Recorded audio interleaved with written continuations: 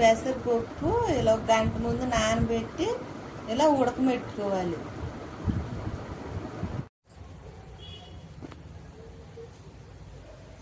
పెసరకట్టు కావాల్సినవన్నీ ఇది మెత్తగా చేసారనమాట. మనం ఉడకబెట్టుకున్నాం కదా ఇందాక పెసరపప్పు, దాన్ని ఇలా చేసాను. దానిలో కావాల్సినవి ఉల్లిపాయలు, పచ్చిమిర్చి, అల్లం ముక్క, జీలకర్ర, ధనియాల పొడి, కారం, పసుపు, ఉప్పు, టమాటా ముక్కలు, అట్లాగే కరివేపాకు, కొత్తిమీర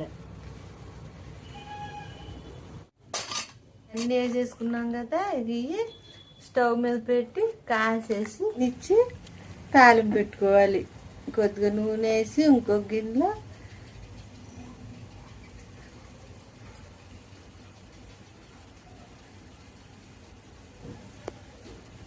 తాలింపు 2 స్పూన్ల నూనె, కొద్దిగా ఆవాలు, పచ్చెనగపప్పు, మెంతులు, కరివేపాకు.